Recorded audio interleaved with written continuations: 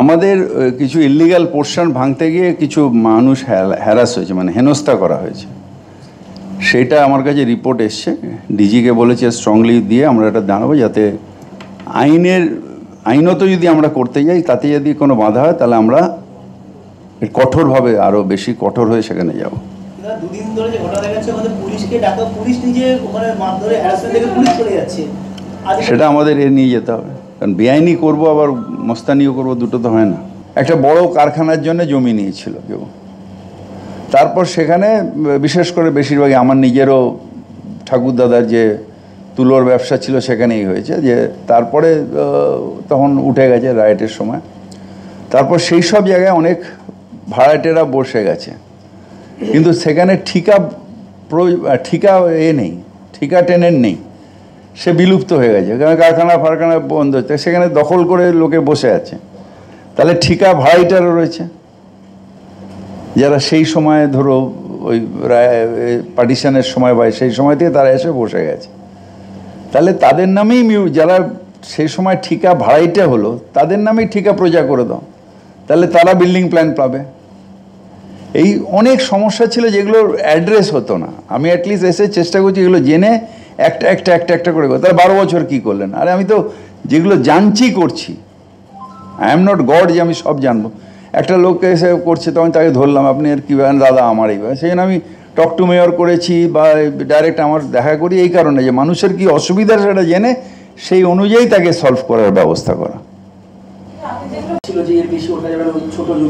ছোট জমির ক্ষেত্রে না, আমরা দিয়েছি ছোট জমির ক্ষেত্রেও যদি 4 ফুট গলি হয় তাহলে একতলা বাড়ি হবে। তাহলে লোকে কি করবে, একতলার প্ল্যানটা নেবে, দোতলাটা ইলিগাল করে দেবে। হ্যাঁ, সেই জন্য আমরা ওইখানটা যাতে রিল্যাক্স করা যায় সেইটা গভর্নমেন্টের কাছে চেয়েছি। কিন্তু তার যদি ফায়ার ফাইটিং হয় বা অন্য এমার্জেন্সি হয় সেটাও যাতে দেখা যায়, সেই জন্য ওই যে খুব বড় বাড়ি করে দিলাম, সে ফায়ার নিল না বা ওখান দিয়ে এত ভেঙে পড়লো বাড়ি, সেরকম না। আমি বলছি যে এটা যা বাস্তব সেই অনুযায়ী আমরা একটা রেকমেন্ডেশন করেছি। না, আমি একটা এখন কি আছে, এখন কোনো আইনের মধ্যে কোনো ইয়ে নেই। আমি এসে যা দেখলাম যে এর আগে অনেক বড় হয়েছে, যে পুরো 5000 স্কোয়ার ফিট রেগুলাইজড হয়ে গেছে আর 200 স্কোয়ার ফিট ভাঙা হয়ে গেছে। যে 5000 স্কোয়ার ফিট করলো তারটা রেগুলাইজ হয়ে গেল, যে 200 স্কোয়ার ফিট করলো তারটা ভাঙা হয়ে গেল। কারণ বিল্ডিং রুলসের মধ্যে আমাদের যে হিয়ারিং অফিসার তার কাছে কোনো বাঁধন নেই। তিনি মনে করলেন, একজন এসে বলে না আমার লাগবে, আমার ছেলের বিয়ে দিতে সেই জন্য করেছি, ওই 5000 স্কোয়ার ফিট দিয়ে দিল। এইটা একটা বাঁধন দিতে হবে যে আমার বাড়ি করছি, আমার বারান্দাটা একটু দরকার হয়েছে বাড়িয়েছি, সেটার ক্ষেত্রে আমরা ওই রুল 25-এর মধ্যে তাকে ঠিক আছে একটু ডান দিক বাঁদিক বাড়িয়েছে কি একটু করেছে, কয়েকটা জায়গায় করতে করতে অনেকগুলো জায়গায় রুলস ইনফ্লুয়েন্স করে। হ্যাঁ, রাস্তা ওয়াইডনিংয়ের ক্ষেত্রে ধরুন আমার বাড়ির সামনে কিছুটা জায়গা ছেড়ে দিলাম, ছেড়ে দিয়ে আমি একটু ওপরটা করলাম, তাহলে বাড়ির সামনে এটা চওড়া হচ্ছে।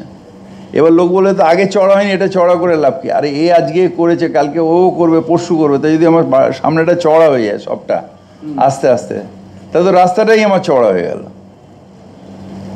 এই কিছু কিছু রুলস আমরা করেছি, চেঞ্জ করেছি, মানে পাঠিয়েছি। এখন গভর্নমেন্ট অ্যাপ্রুভ দিলে তারপর আপনারাও দেখতে পাবেন, এটা নোটিফিকেশন টাঙাতে হবে। না, এখন আমরা আরেকটা এটা ছাড়াও একটা বিল্ডিং রুলসে, একটা বিল্ডিং আইনে চেঞ্জ করছি। সেটা হচ্ছে যে যারা হিয়ারিং অফিসার তারা তো তাদের কাছে বাঁধন নেই, এখন একটা বাঁধন করে দেবে আইনের মধ্যেই যে টোটাল কনস্ট্রাক্টেড এরিয়ার 10% বেশি আমার বেআইনি হলে সেটা ভেঙে দাও। একটা পুরো ফ্লোর স্যাংশন হয়ে গেল আর ব্যালকনিটাকে ভেঙে দিল। না না, সেটাই তো, তোমার একটা ব্যালকনি একটু ভুল করে বাড়িয়েছো 4 ফুট, সেটা ভেঙে দিল। আর একটা অনেকগুলো অন্য কেসে, এই কেসে না অন্য কেসে পুরো একটা ফ্লোর স্যাংশন দিয়ে দিল। এগুলো আজকে না, মানে এগুলো পুরনো রুলস অনুযায়ী হচ্ছে, সেগুলোতে আমরা বাঁধন দিয়ে দেবো, হিয়ারিং অফিসারও এটা না দিতে পারে। তো সেক্ষেত্রে বেআইনি নির্মাণের প্রবণতাটা খানিকটা কমবে, কিন্তু আমাকে তার জন্য ফেসিলিটেশন করতে হবে, আমাকে তার জন্য তাদের সাহায্য করতে হবে। আমি শুধু গায়ের জোর করলে হবে না। একটা হচ্ছে 15 দিনের স্যাংশন দিতে হবে। আমি আরেকটা আপনাদের মাধ্যমে বলতে চাই, কলোনি এলাকা এবং অ্যাডেড এলাকা যেখানে বেআইনি হয় বেশি, আপনারা বেআইনি না করে প্ল্যানটা জমা দিন। 15 দিনের মধ্যে, সেটা বিএলআরও পারমিশন হোক, ঠিকার পারমিশন হোক, 15 দিনের মধ্যে আমরা দেব। যদি 15 দিনটা 1 মাস হয়ে যায়, সোজাসুজি মেয়রের সাথে দেখা করুন। সেক্ষেত্রে আমি বিএলআরওকে ডাকবো, দরকার হলে ঠিকা কন্ট্রোলার এখানেই এখন সব অফিস করে দিয়েছে, বিএলআর অফিস এখানে করি, তাকেও ডাকবো যে কারণটা কি। কিছু কিছু জায়গায় সমাধান হয় না আপনাদের, সেটা হচ্ছে ধরুন একটা বাড়ি, তখন গার্ডেন রিচের একটা বড় জমি, সেই জমিটা ঠাকুরদাদার ছিল। ঠাকুরদাদার পরে বাবারা ওটাকে 5টা ভাগ করলো। বাবাদের 5টা ভাগের পরে আবার তার যে ছেলেরা হলো তারা আবার ওটাকে এক একটা ভাগকে আবার 5টা করে ভাগ করলো। তো টুকরো টুকরো টুকরো হয়ে গেল। এবার সেই কিছু রেকর্ড ওখান থেকে আর সেই সময় 85 আর এখানে আসেনি, মিউটেশন রেকর্ড কার কিছু আসেনি। সেই সময় হয়তো কারো কাছে একটা ছোটো কাগজে জমা দিয়েছিলাম, তো সে কিন্তু ওখানে বসে আছে, কিন্তু তার কোনো আইনত কোনো বৈধতা নেই। তো সেক্ষেত্রে সে যখন ওখানে রয়েছে, তাকে বাড়ি বানাতে হবে, ছেলের বিয়ে মেয়ের বিয়ে দিতে হবে, বা বংশ বাড়ছে, তাকে ভার্টিক্যাল এক্সপেনশন করতে হবে, ভেঙে ভেঙে তো ওইটুকুনি জায়গা পেয়েছে। সেক্ষেত্রেও আমি চাই যে তারা অ্যাপ্লাই করুক, আমাদের সার্ভেয়ার গিয়ে দেখুক যে সে সত্যি বসে আছে কিনা, তার কাছে কি ডকুমেন্ট, ঠাকুরদাদার ডকুমেন্টটাই, সেটার একটা জেরক্স কপি, বা তখনকার দিনে হয়তো ভেঙে যাচ্ছে কাগজগুলো, সেটাও দেখুক, দেখে যে তুলে নিয়ে এসে একটা নোটিশ দিয়ে দিক, নোটিশ দিয়ে সেটাকে বলুক যে আর কোনো কারোর ক্লেম আছে কিনা। সেই ক্ষেত্রে তার নামে মিউটেশন করে দিলে সে বিল্ডিং প্ল্যান পেয়ে যাবে।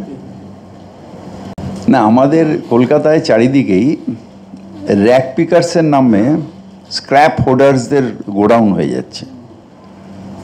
যেরকম বালিগঞ্জ ফাঁড়ির কাছে একটা বড় হয়েছে, এইসব ফ্লাইওভারের নিচে হচ্ছে। এবং আমি রাত্রিরে দেখে, আমার কাছে কোনো প্রমাণ নেই, কিন্তু আমার রাত্রিরে দেখে অ্যাক্টিভিটিস দেখে মনে হচ্ছে যে ইলিগাল অ্যাক্টিভিটিস কিছু তাদের মধ্যে হচ্ছে, সবার না, কিছু হয়তো করছে। গতকাল একটি ফেসবুক লাইভ করেছে এলাকার পার্কিং সমস্যা, তিনি বলছেন যে বারবার পুলিশকে জানিয়েও তার সমস্যা সমাধান হচ্ছে না। ওখানে 5th ব্যাটালিয়নের অফিসও রয়েছে, তাদের সামনেও পার্কিং হয়ে থাকছে। আমি এটা জানি না, আমি দেখে নেবো কি কোথায় আছে, আমার আইডিয়া নেই। না, 2-3টে ক্ষেত্রে আইন পরিবর্তনে পৌঁছবো। যেহেতু আমি নিজে মন্ত্রী, আমার কাছে একটা সুবিধা হচ্ছে যে আইন পরিবর্তন আমিই করতে পারবো। এবং এই যেগুলো বললাম, এই যে মিউটেশনের ক্ষেত্রে আইন পরিবর্তন করতে হবে, সেটা শীঘ্রই করব। এগুলো আসুক, আসলে যখন অফিসাররা বলবে এই কারণে করতে পারছি না, তখন আইন পরিবর্তন করব। আর যদি এক্সিস্টিং আইনের মধ্যে আমার অফিসাররা করে দেয়, তাহলে আইন পরিবর্তন করতে হবে না। আমি না ল পড়েছি না ইঞ্জিনিয়ারিং পড়েছি, মনে হয়েছে, এটা আমার কাছে প্রমাণ নেই কিছু। তো সেটাই বলেছি যে এটা এদের তুলে আমরা এখন বিভিন্ন জায়গায়, মমতা ব্যানার্জি অনেকগুলো করে দিয়েছেন, নাইট শেল্টার করে দিয়েছে। সেই নাইট শেল্টারগুলোতে যারা রাত্রিরে রাস্তায় না থেকে সেখানে থাকবে, খাওয়া দাওয়া থাকার সব ব্যবস্থা। তো পুলিশকে বলেছি যারা সত্যি সত্যি রাস্তায় রয়েছেন তাদের নিয়ে গিয়ে নাইট শেল্টারে পৌঁছে দিন, তাহলে রাস্তার মধ্যে থাকবেও না, রাস্তার মধ্যে আপনার ওই হবে না, এই মানে নোংরা হওয়া, মানে এইসব আবর্জনাও থাকবে না, রাস্তা পরিষ্কার থাকবে, সেইটাই কথা। না, নাইট শেল্টার আছে, অনেকগুলো নাইট শেল্টার আছে, সেখানে যারা রাস্তায় থাকে, মানে যাদের বলা হয় হোম ফর হোমলেস, সেখানে এদের তুলে নিয়ে রেখে দেওয়া। থানায় যদি বলে দেওয়া হয় কাছাকাছি এগুলো আছে, সেখানে এদের নিয়ে গিয়ে রেখা। এটা আমি সুদীপকেও বলেছি যে তোমার নিজের যাওয়া ঠিক হয়নি, যদি বেআইনি মনে হয় কর্পোরেশনকে কমপ্লেন করো, কর্পোরেশন গিয়ে দেখবে। আমরা কেন এই ব্যাপারে ইনভলভ হবো? আমাদের তো আইনত কোনো কাউন্সিলরের কনস্ট্রাকশন বা বেআইনি ব্যাপারে আমাদের কোনো এখতিয়ারই নেই, সুতরাং আমাদের এগুলো দেখতে যাওয়ার দরকার নেই। আমরা নিশ্চয়ই কমপ্লেন যদি পাই আমরা এটা ফরওয়ার্ড করে দেবো বিল্ডিং ডিপার্টমেন্টে। নিজেরা যাওয়ার কোনো এখতিয়ারও আমাদের নেই, আমাদের আইনত কোনো ক্ষমতাও নেই। সুতরাং এটা যাওয়াটা ভুল হয়েছে। আমি এটা ডিটেলসটা জানি না, এই তো এলো সবে জানলো।